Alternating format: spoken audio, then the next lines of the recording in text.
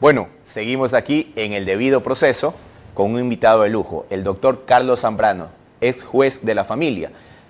Retomemos con la última pregunta que hizo Sandra, doctor, en relación a lo que tiene que ver a quién puede presentar la demanda. Sandra preguntó si también el padre, el papá del menor, puede presentarla, a sabiendas que normalmente la hace la madre, que es con la que convive el menor, ¿no? ¿El padre, los abuelos o algún otro familiar puede presentar la demanda?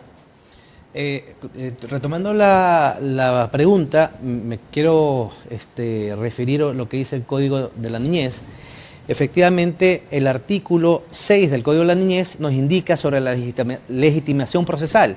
Y por regla general, ¿qué nos indica el Código de la Niñez? Nos dice, numeral 1, la madre o el padre bajo cuyo cuidado se encuentre el hijo o la hija. Eso nos dice el Código. Y segundo, los o las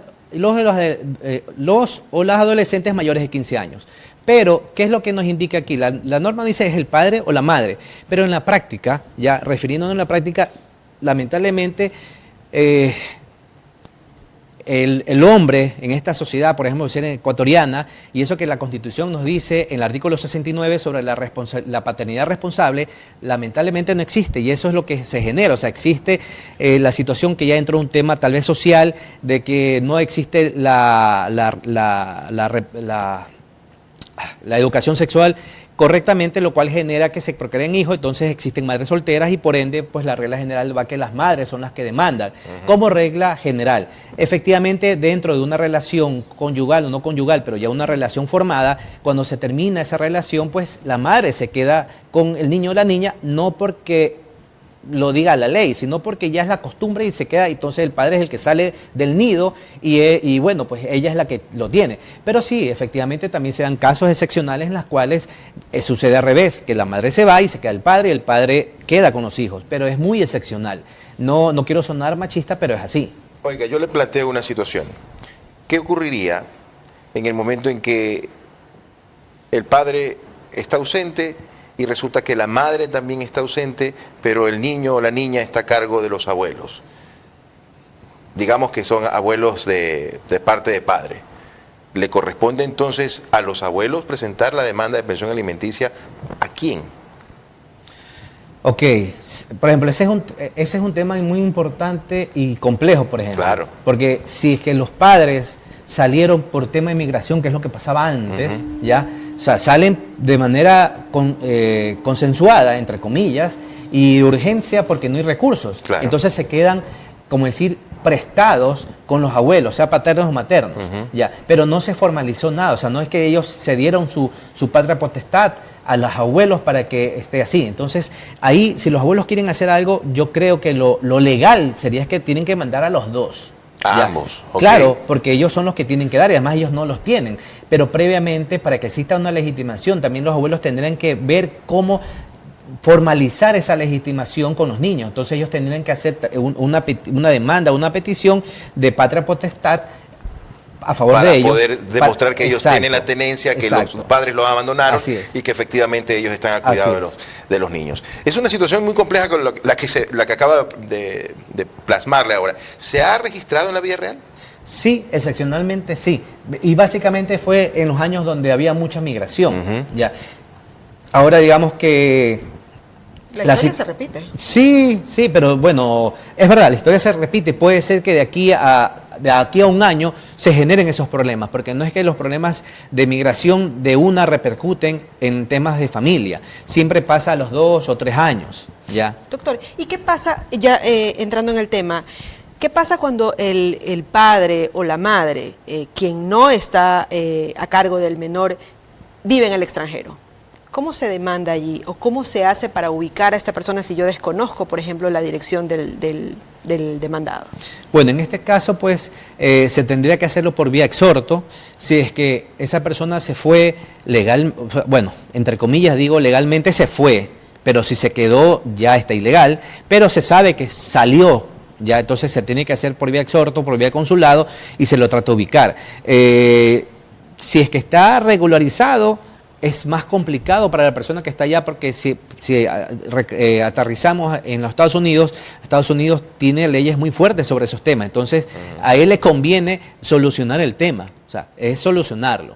Pero si es una persona que se fue ilegal, es más complicado y ahí se puede dar otras situaciones. O sea, entraríamos a un tema que es un poquito más largo explicarlo, pero entraríamos a lo que se llaman los alimentos subsidiarios. ¿Ya? Y en alimentos subsidiarios, el Código de la Niñez nos establece ciertos parámetros para que yo, en el caso que no pueda demandar al padre por ciertos motivos que nos establece el Código, puedo demandar a los abuelos, a los tíos, a los hermanos. Pero inicialmente debo hacerlo al padre Así primero, es, o así es. No puedo ir directamente a demandar a los Esto es como subsidiarios agotar todas las solidarios. instancias prácticamente. Sí, pero tengo que ver en las circunstancias que me dice el Código, y déjame ver si tengo a la mano el artículo, ¿ya? Y en este tema esto genera un costo, me imagino, mayor para la persona que está demandando, pues tener que ubicar a una persona en el extranjero no debe ser nada fácil, más aún si no conoces el lugar. En donde ese está. sentido, ¿a quién le buscas? tocaría buscar al demandado? Claro, porque dice el doctor que lo haces a través del consulado, Porque pero ha explicado directamente que es mediante un exhorto, o sea, el juez esa providencia la manda al consulado y el consulado, si se ha viajado de manera regular, podría determinar a través de migración dónde vive ese ciudadano en el exterior para hacerle llegar directamente a la dirección. Lo que dice Carlos es correcto. Si se ha ido de manera irregular, es complicado poderlo citar de esa manera mediante exhorto. Pero también, Carlos, hay otra manera de cómo citarlo si es que no conozco el domicilio. Me toca hacerlo por, si vamos en la misma línea, por tres carteles en el consulado. O sea, como decir... se busca prácticamente. Más o menos así. Pero es como cuando queremos hacer acá en Ecuador, es por la prensa. Okay. ¿Ya? Pero es eso. Entonces, aquí, por ejemplo, el artículo 5 del Código de la Niñez nos dice, obligados a la prestación de alimentos, bueno, el segundo inciso nos dice que en el caso que dice, en caso de ausencia, impedimento, insuficiencia de recursos o discapacidad de los obligados principales, debidamente comprobado por quien lo alega, la autoridad competente ordenará la prestación de alimentos sea pagada o completada por uno o más de los siguientes obligados subsidiarios, en atención a su capacidad económica, siempre y cuando no se encuentre discapacitado en su orden. Y ahí pone esto de aquí, los abuelos, los hermanos que hayan cumplido 21 años y los tíos. Ese es el orden. Pero este tema es súper sensible porque algunas veces se llega a abusos. ¿Ya? Porque si yo pido una pensión de, ¿qué le digo?, de $300, algunas veces puede ser que me encuentre con el tío que es millonario y le quieren sacar 2.000. Entonces tampoco es así. ¿Ya? Entonces es tratar de balancear esa situación.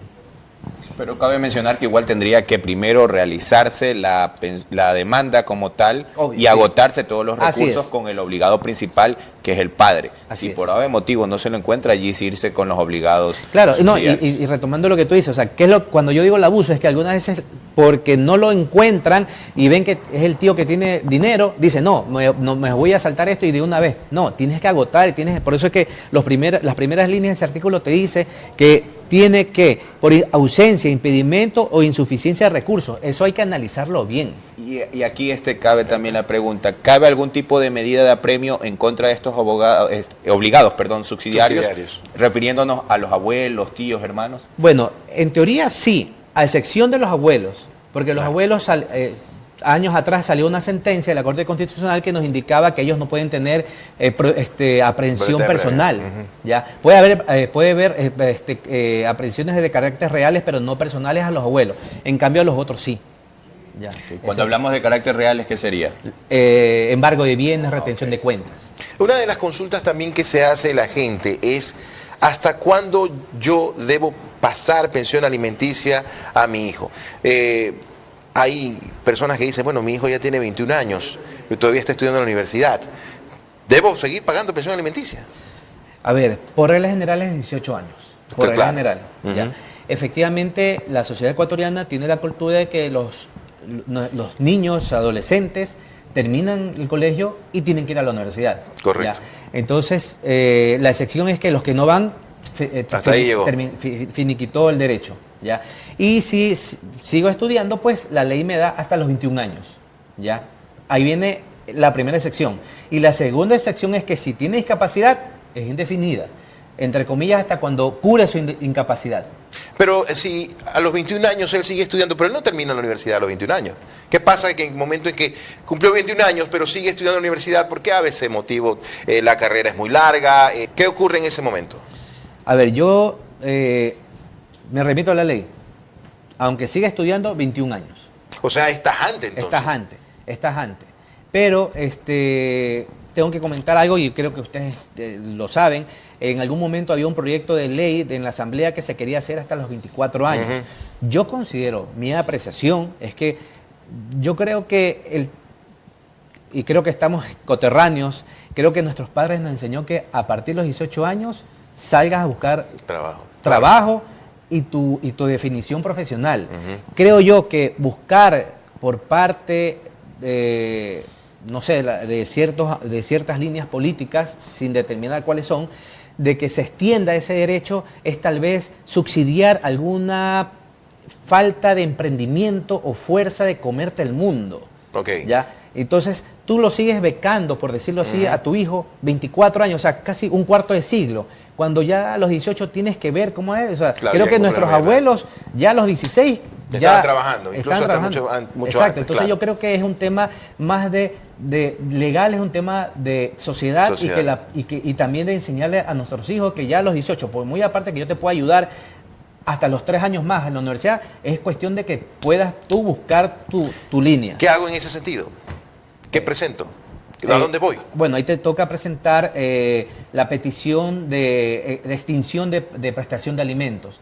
Básicamente eso no es una demanda, es una petición y que normalmente en la práctica los jueces la manejan en teoría un poco más rápida. ¿Pero me lleva audiencia igual? Ahí, a ver, es un poco relativo porque depende. ¿Ya? Hay algunos que sí hacen audiencia, claro, y hay otros que no hacen audiencia. ¿Ya? Pero en teoría esa petición, más que decir incidencia o demanda, debe de ser súper rápida. ¿Ya? Es eso. Doctor, y algo para dejar claro, esa petición de extinción ya no la hace la madre, porque el hijo ya en teoría está emancipado a partir de los 16 años, ¿verdad? 18 años. De los 16. Sí. No, puedo aclarar ahí. A ver, el Código Civil te establece que existe la emancipación. Y no me acuerdo, discúlpame el artículo, pero hay ciertas causales de emancipación, que efectivamente por ahí nombran la de 16 años, pero siempre y cuando tengas capacidad económica. Claro. ¿Ya? Pero perdón que lo interrumpa en ese punto. Ajá. Hablando de los 16, no necesariamente tener capacidad económica, porque yo, por ejemplo, si como adolescente quiero que sea mi padre que me deposite directamente a mí, no necesariamente tengo que tener empleo o y con ese dinero tú te emancipas. Y con ese dinero yo me emancipo, correcto. Pero el Código Civil te establece que para emancipar son ciertas características y si tú quieres los 16 porque yo quiero manejar mi plata, todavía no eres capaz legalmente porque tú eres un incapaz relativo y para ser capaz tienes que tener 18 años. Entonces, ahí tendremos que revisar todavía lo que establece el Código Civil, pero por regla general, por excepción, si tienes 16 y tienes no me acuerdo las palabras exactas, pero si tienes un negocio o tienes una capacidad económica, se entiende que tienes una madurez para que puedas tú tal vez recibir. Pero ahí hay un tema, si tú ya eres ya levantas eso de ahí, ya no recibes pensión porque ya terminó, ya eres un capaz. Pero teniendo 16 años y si mi madre nunca quiso demandar a mi padre ausente, yo puedo hacerlo como adolescente de 16 años. Eso sí, ahí pero sí. Tendrías que igual tener la emancipación. Tendrías que tener un representante. Sí, claro. Carlos, para no irnos a otro tema antes de todo, lo que nos preguntan a los abogados normalmente, ¿puedo eliminar el SUPA? ¿Puedo eliminarlo como tal? Es decir, viene un cliente a nosotros y nos dice, abogado, quiero que se me elimine el SUPA. ¿Se puede realizar o simplemente se puede suspender el SUPA sin tener 18 o 21 años? Solo se tienen 2 o 13 años. Ya. Y esa pregunta me la va a responder luego del corte comercial, porque ahorita en este momento está tan interesante la conversación y nos vamos a un corte, una pausa, regresamos enseguida con la respuesta.